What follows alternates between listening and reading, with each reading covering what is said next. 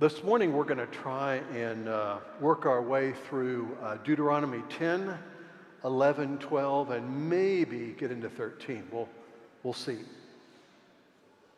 So you may remember that last Sunday we kind of stopped with Deuteronomy 10, and we were looking at the fact that Moses was reminding the people of Israel of their stubbornness by recalling the incident of the golden calf at the foot of Mount Sinai.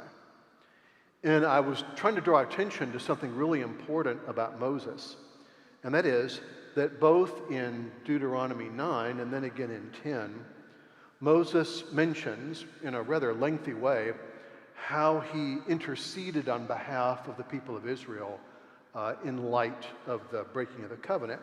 And I said that in one way, right, we're seeing in Moses a kind of a foreshadowing of Christ, who not only mediates between God and the people of Israel, but who also intercedes on their behalf. Now, there's something else in Deuteronomy 10 I just want to note, and then we're going to move on to 11. The story of the golden calf, right, remember, ends in a somewhat surprising way. It ends with God literally making a new covenant with the people of Israel.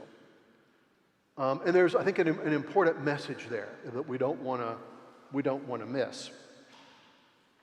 There are a number of ways of thinking about what that message is, but I think that Paul does probably the best job of summarizing that message in Romans 12, 29. Romans 12 is about God's, or 11:29, about God's relationship with his people. And there he says something that's really important. In Romans 11:29, he says, "For the gifts and calling of God are irrevocable." That is, Paul's message here, right, is, and we're seeing this in Deuteronomy 10, that God responds to the rebelliousness, the stubbornness of the people of Israel by making a new covenant with them. And this sort of exemplifies the fact that God's not going to sort of like go back on his covenant. And therefore, and this will be obvious to anyone who's like read the Old Testament, right? What we're going to see throughout the Old Testament is we're going to see the contrast between, on one hand, Israel's unfaithfulness and God's faithfulness. Okay, there's going to be this ongoing contrast, and we see the beginnings of that contrast right here. Now, Moses offers some direction in terms of what needs to happen for this rebelliousness to stop. And I think we wanted to sort of underline what he says. This is in Deuteronomy 10:12. So the question here is, okay, what needs to happen if Israel's sort of stubbornness, rebelliousness, hard-heartedness, what needs to happen if all this is going to be addressed? And this is what Moses tells the people of Israel. And we just want to kind of note here the image that's used. "And now, Israel, what does the Lord your God require of you? But that you fear the Lord your God, to walk in all his ways, to love him, and to serve the Lord your God with all your heart and with all your soul, and to keep his commandments and statutes of the Lord, which I am commanding you today for your good. Behold, to the Lord your God belong heaven and earth, the heavens of the earth and all that is in it. Yet the Lord set his heart in love on your fathers, and chose their offspring after them, yet above all peoples as you are this day." And then this really kind of powerful image. "Circumcise therefore the foreskins of your heart, and be no longer stubborn." Circumcise your heart. Now, we've already read, a while back in Genesis 17 about the covenant of circumcision, right? I think we did that like towards the end of the first Reagan administration. We were in Genesis. But notice this really powerful image here. In Genesis 17, the covenant of circumcision is, in effect, a sort of covenant of sort of total dedication to God. The idea now here is that what needs to be circumcised is the heart, the very center of the human person. Really important to know, we've looked at this a couple of times, but it's important to recognize. In the Old Testament, we really don't have a sort of division between the heart and the mind like we do in the modern world, right? For the Old Testament, the heart is the center both of emotional life, but also spiritual life and intellectual life.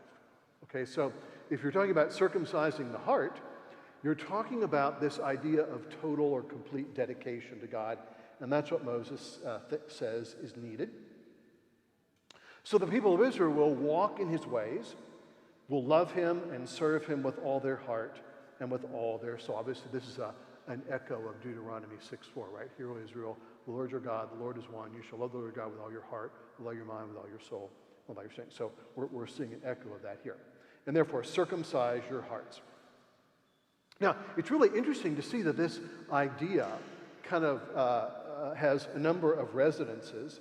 One residence is in the second chapter of Colossians, where Paul's going to talk about Christians receiving the circumcision of Christ, which of course is the circumcision of the heart.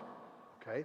It's the transformation of the person, their complete reorientation toward God. So that's going to be what's needed, right? That's going to be what's needed to address Israel's stubbornness, hard-heartedness, and refusal to listen, is the circumcision of the heart. Now, one other thing that we want to notice here before leaving 10, and that is there's an interesting piece here starting in 10:17, and on the first glance it seems to be like unrelated to what's just come before, but it actually is very much related. So here it is. This is Deuteronomy 10:17 and following.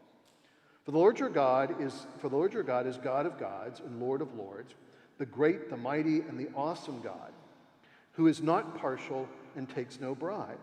He executes justice for the fatherless and the widow, loves the sojourner, giving him food and clothing. Love the sojourner, therefore, for you were sojourners in the land of Egypt. Now, to say, on the surface, that seems to be sort of like a random thought. Oh, by the way, love the sojourner. Be careful to the weakest members of society, the widows, the orphans, all that kind of stuff. Why? What's the idea? Well, it's this: that it's not simply that the people of Israel are to sort of like keep the law. It is that their hearts are to be circumcised and they're to love God, and therefore, and this is where all this is going, it's that the actual behavior of the people of Israel is to reflect the character of God. Now, what was that character, right? Well, God reminds them, look, you folks were enslaved in Egypt, right? You should know what it's like to be weak and vulnerable and to have people like abuse you. So, you of all people need to be most aware of not doing that yourselves. And in treating, in having thought for the widow, the fatherless, the sojourner, right? You are going to reflect my character. So and that's a really important thing. So notice here what we've got is we have God literally calling his people to now begin to sort of take on and to reflect his own divine character. We saw some of this in a radical way. Remember back in our tour through the book of Leviticus, which I think took place during the first Clinton administration.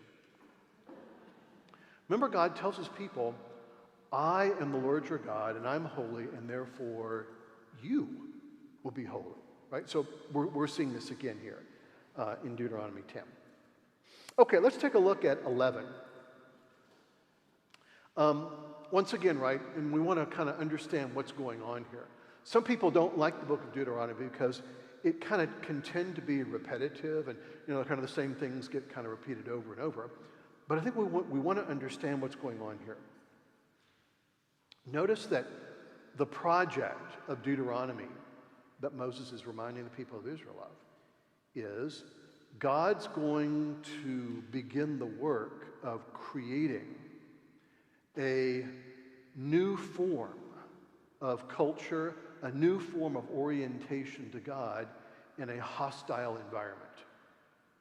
Okay, that is in effect, right, the presupposition of everything that's said in Deuteronomy is, look, you folks are going to sort of be in this place where pretty much everything you do is going to be thought of as weird. And there's going to be like immense pressure for you to sort of conform to the way that everyone else is worshiping and the way that everyone else is living. Don't listen to them. Okay, so the idea here is that God is literally beginning the work of creating and fashioning a new sort of like a new form of humankind and a new set of human relationships and a new set of relationships between God and humans. So there's something pretty radical at work here, right? And so this is going to sort of like stand out in its context. So we've got a lot of warnings about that. So notice what happens in Deuteronomy 11. This is 11:1 and following. You shall therefore love the Lord your God and keep his charge, his statutes, his rules, and his commandments always. And consider today, since I'm speaking to your children who have not known or seen it, consider the discipline of the Lord your God, his greatness, his mighty hand, his outstretched arm, his signs and his deeds that he did in Egypt to Pharaoh, the king of Egypt, and to all his land. And what he did to the army of Egypt, to their horses, to their chariots, and how he made the water of the Red Sea flow over as they pursued after you, and how the Lord has destroyed them to this day, and what he did to you in the wilderness until you came to this place. And what he did to Dathan and to Abiram, the sons of Eliab, son of Reuben, and how the earth opened up its mouth and swallowed them up, with their households and their tents and every living thing that followed them in the midst of Israel. For your eyes have seen all the great work that the Lord, that he did. You shall therefore keep the whole commandment that I command you this day, that you may be strong and go and take possession of the land that you are going over to possess, that you may live long in the land that the Lord swore to your fathers to give them, and their offspring a land flowing with milk and honey. For the land that you are entering to take possession of is not like the land of Egypt, from which you have come, where you sowed your seed and irrigated it like the garden of vegetables. But the land that you are going over to possess is a land of hills and valleys, which drinks water by the rain from heavens, a land that the Lord your God cares for. The eyes of the Lord your God are always upon it. Really, really important point here. The land that the people of Israel are entering into is being presented by God here as like an immense gift for which they should be grateful. But also there's a reminder here, right? You have to remember, folks, that while you're going to be settling in the land, right, don't somehow think that it's like now yours, like you own it, right? It's like your possession to kind of do with whatever you want. You know, it's kind of like, you know, buying a house and deciding, hey, you know what, we're going to like remodel this room or that room or something like that. It's this warning, right? The land that you're entering into is going to be blessed by God, and the eyes of the Lord your God will always be on it. Now, there's something really important going on here that we want to notice here, and we're going to be seeing it both in 11 and also in 12 too, and it's this. Remember, we're talking about a culture, right, where blessings of rain, fertility of land, abundance of crops, and human fertility are all seen as gifts of some god or gods, okay? And that the land of Canaan is sort of filled with all kinds of fertility gods and goddesses, okay? There's Baal, the kind of storm god, who's also a fertility god. There's the female god Asherah, who's a fertility goddess. These gods and goddesses, you know, have cults and shrines and temples, and the native inhabitants, right, think that all blessings come from them. The people of Israel are being reminded right off the bat before they enter in the land. Look, let's get one thing straight here. The blessings of fertility and rain and abundant crops and having enough to eat don't come from any of those gods or goddesses. They come from the God that you know. And therefore, right, don't try to do something that the sinful human heart is, always doing. Well, yeah, we really believe in God and that God's really, really good and it's going to bless us. But, just to cover all our bets, let's build kind of like a little temple to Asherah, just to kind of make sure that she isn't offended. We get a somewhat humorous picture of this. Remember when we in Acts, right? Remember when Paul goes to the city of Athens? He's walking around, and the place is it's like wall-to-wall shrines and temples, and to make the point that there are all these kind of gods and goddesses everywhere. Remember, Paul comes along an altar that's dedicated to an unknown God. It's sort of like the temple equivalent of to whom it may concern. Just so that we don't leave anyone out. Okay, you don't want some god or goddess out there kind of angry at you that you haven't mentioned them.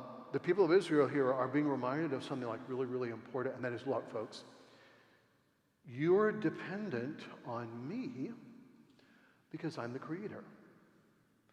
Don't try to sort of supplement your blessings by looking to other places. And of course, that's exactly what they're going to do, right? But they're being warned against that right now. Now look what happens next. And once again, I know this sounds somewhat repetitive, but it's really important. So this is Deuteronomy 11:13. And if you indeed obey my commandments that I command you today, to love the Lord your God and to serve him with all your heart and with all your soul, he will give the rain for you, for your land in its season, the early rain and the later rain, that you may gather your grain and your wine and your oil. And he will give grass to your fields and for your livestock, and you shall eat and be full. Take care lest your heart be deceived, and you turn aside and serve other gods and worship them. So I think there's a really important point being made here, right?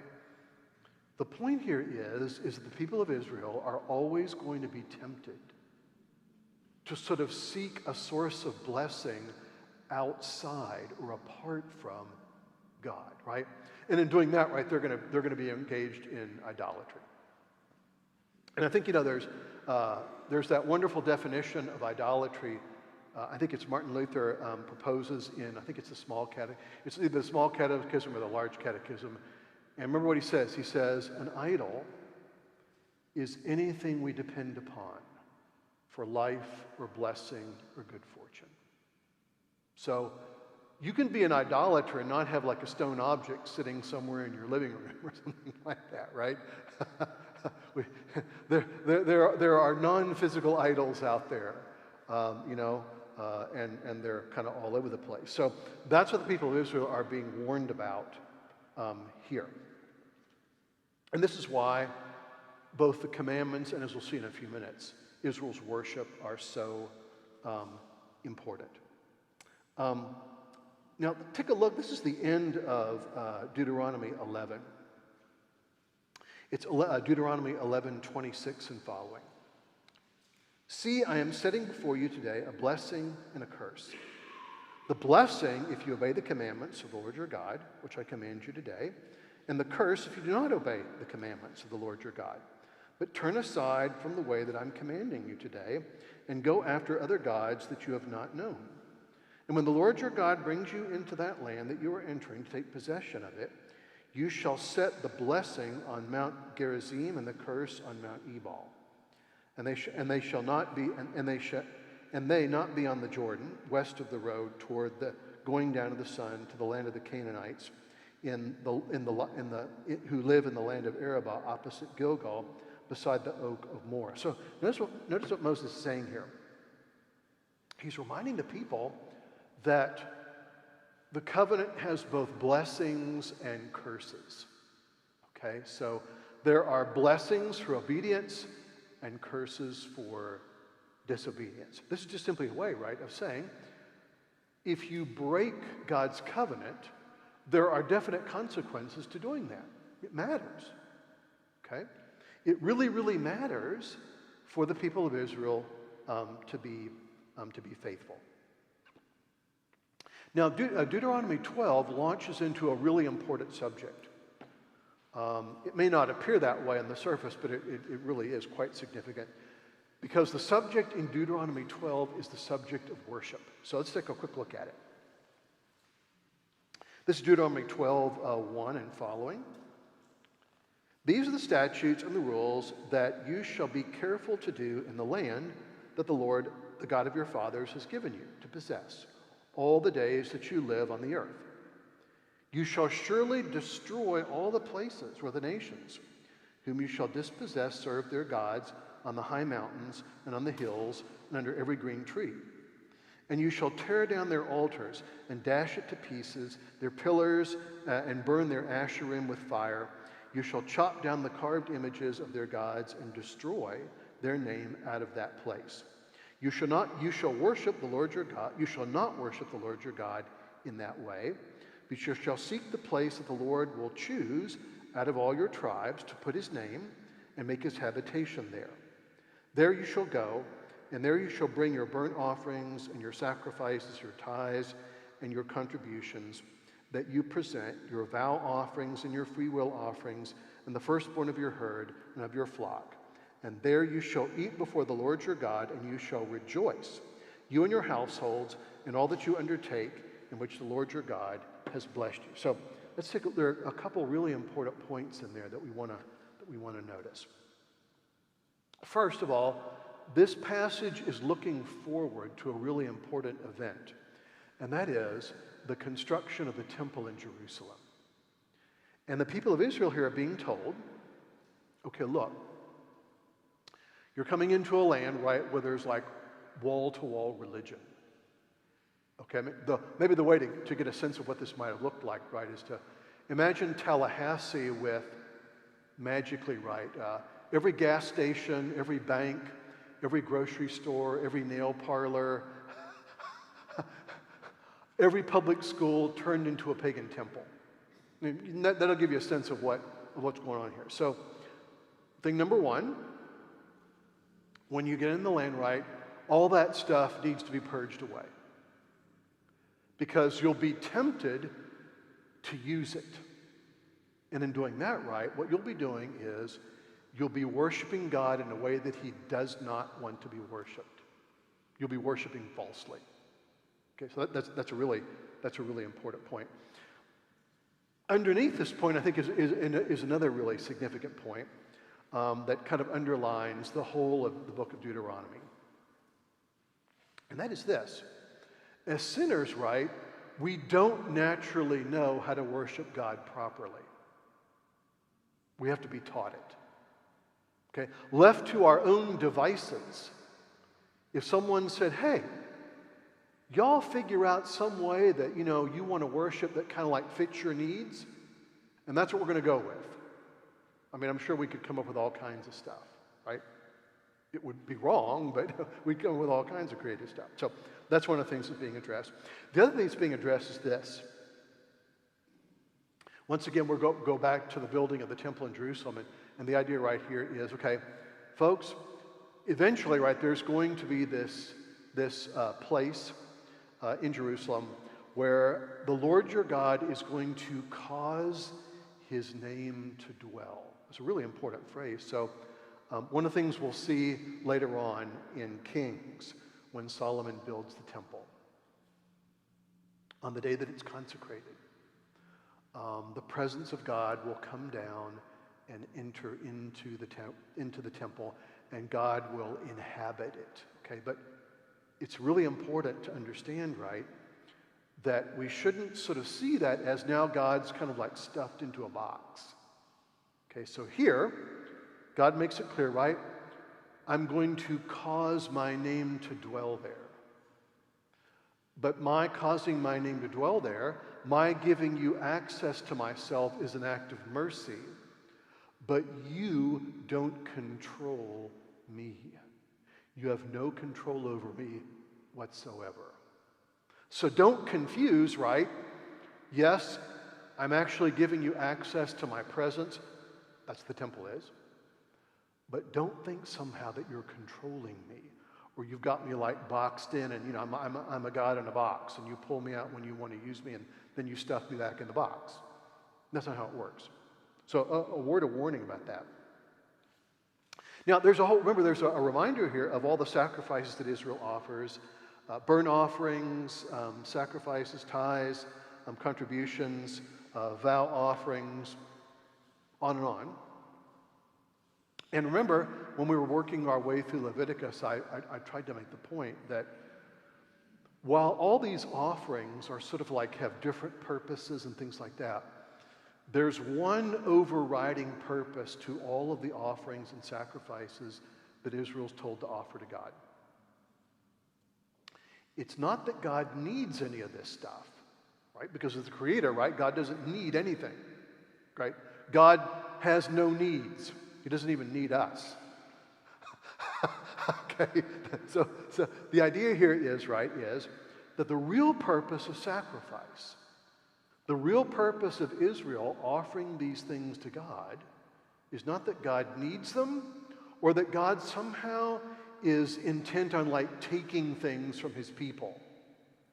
Rather, the purpose of offering things, whether it's animals or grain or wine or oil or whatever, right, is to make a point. You're offering all these things, right, and where did they come from? Well, of course, they came from creation, didn't they? Everything that you offer to God actually has come from creation. Okay? And there's an important sort of message there, right? Every time you offer something to God, you're being reminded of where creation and the gift of life has come from. You're being reminded, right, that God is the creator and you are the creature. God's the creator, you're the creature. God's the creator, you're the creature. And only in doing that, right, can there be a proper relationship between people and God. Okay? Anytime we sort of get to the point where we somehow think in our minds, well, gosh, I've done some really neat things this week. I've done God some pretty big favors this week. I had a 10-minute conversation with Fred, and I really hate Fred, and he's like a bore, but I talked to him anyway, and so I was doing God a really big favor, and in last night's vestry meeting, someone sort of said something that was just absolutely stupid, and I held my tongue, so I did God another big favor there. And by the way, I was doing God a big favor just by allowing myself to be elected to vestry in the first place anyway. And it goes on and on. Rather, the purpose of sacrifice is to help Israel learn, right, that she has a particular relationship with God, and that is, God's the giver, she's the receiver. God's the giver, she's the receiver. God's the giver, she's the receiver. And that's how things need to be, had to be structured. So that's an important reminder. Another thing that's really important to notice here, and this is kind of along the same thing. This is toward the end of chapter 12. This is Deuteronomy 12:26 and following.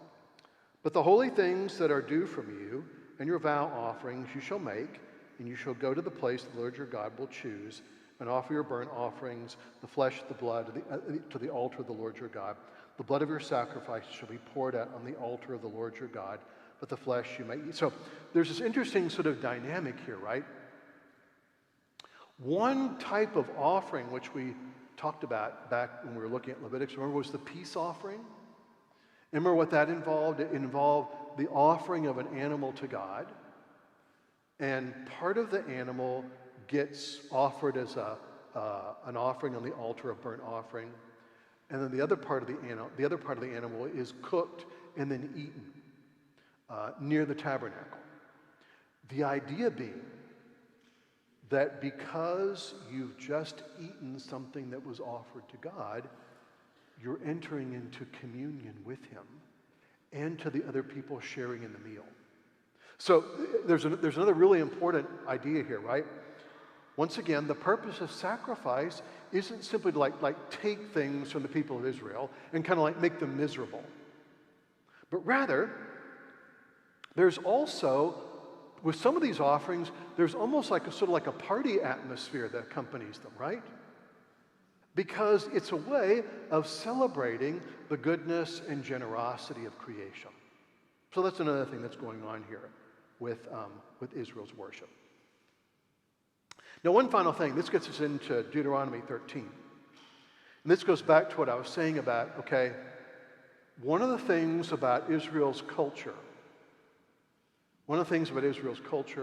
and religion is that pretty much all the outside influences are working against it.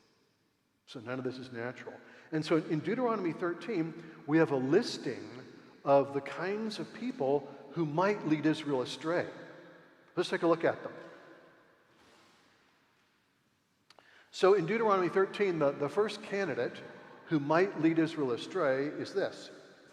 If a prophet or a dreamer of dreams arises among you and gives you a sign or a wonder, and the sign or wonder that he tells you comes to pass, and if he says, let us go after other gods which you have not known, and let us serve them, you shall not listen to the words of that prophet or that dreamer of dreams. For the Lord your God is testing you to know whether you love the Lord your God with all your heart and with all your soul. So candidate number one, right, of potential sources of being misled are people who kind of like present themselves as prophets.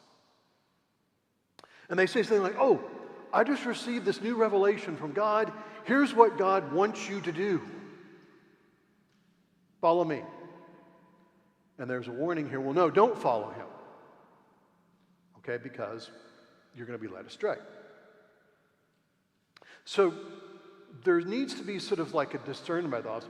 Obviously, Paul's going to return to this theme about discerning words that are spoken or presented as words of prophecy. So there's a similar thing going on here. So that's one source of potentially being misled. That's why it's important to notice 13:4. You shall walk after the Lord your God and fear him and keep his commandments and obey his voice, and you shall serve him and hold fast to him. That is, notice what's going on here. Moses is telling the people of Israel, look, one of the reasons why the Lord your God has given you the law, and one of the reasons why he's given you the form of worship that he's given you is actually to sort of act as a set of guardrails so that you're not led astray. Okay? So that's really important. And then in 13:6, we get another sense of potential source of being misled. And this literally hits close to home. If your brother, the son of your mother, or the son of your daughter or wife you embrace, or your friend who is as your own soul entices you secretly, saying, let us go and serve other gods, which neither you nor your fathers have known, some of the gods of the peoples that are around you, whether near or far off from you, from one end of the earth to the other, you shall not yield to him or listen to him, nor shall your eye pity him, nor shall you spare him, nor shall you conceal him. That is, notice what's going on here. Now this is literally like a member of your own family who kind of comes up to you and says, you know what? It looks like we might not get enough rain this year, so let's go worship Baal, the storm god, just to make sure no one's going to know. It won't hurt anything. Okay, come on, you ready? Let's go. That is, this is kind of like this, it's an enticement. Okay, coming from a member of your own family, a close friend, as Deuteronomy says, someone who is as your own soul to you, literally like a soulmate. So that's another source of enticement. A final source of trouble or enticement comes in Deuteronomy 13:12. If you hear in one of your cities, which the Lord your God is giving you to dwell there, that certain worthless fellows have gone out among you and have drawn away the inhabitants of that city, saying, come, let us go and serve their gods. So here we have now, we've got prophets or pseudo-prophets. We've got, a close friend. Now we have worthless fellows. Okay? Sometimes they're hard to identify. Be nice, right, if every worthless fellow had like a name tag that said, hi, my name is Joe. I'm a worthless fellow. Don't listen to me. But once again, notice that we want to appreciate this, right? The enticement here is something like this. And you can sort of see the appeal, right? You see the people that live in that big city over there? That big sophisticated city, with all that kind of money and wealth, and they've got like big houses, and everything is kind of grand and glorious and gold-plated, and, they worship these 3 or 4 gods. Therefore, right, there must be something to it. If people that smart and that sophisticated and that well off worship gods X, Y, and Z, there must be something to it. And therefore, we should be doing it too. I mean, I guess the modern version of this, right, would be something like, watching some television show where you discovered that, some Hollywood star or some, kind of famous media personality, worshipped it a certain way, and the idea was, right, well, gosh, if they're doing this, and if they're where they are, there must be something right about it. And once again, Deuteronomy is saying, well, whoa, wait a minute, put on the brakes here. That also is something that needs to be watched. One final comment about all this. This is sort of by way of summary. Notice that Deuteronomy here is calling for a kind of alertness, a kind of wisdom, right? That God's people always need to be careful about how they navigate their lives, because the potential for wrong turns, for enticements, is like constant. Okay? And the idea right here is not to become like paranoid, but simply to be realistic about the potential problems and pitfalls. Of course, like they say, right, even paranoids have real enemies. But what's being called for here is, a call to wisdom. And that's why Israel's law and her pattern of worship are so important, is they kind of ground the people. They provide a foundation for detecting that which is simply an enticement to error. Okay, what we'll do is, next Sunday we'll start with Deuteronomy 14, where we'll go back to the issue of the clean and the unclean. I'll try and say some words about why that distinction is important.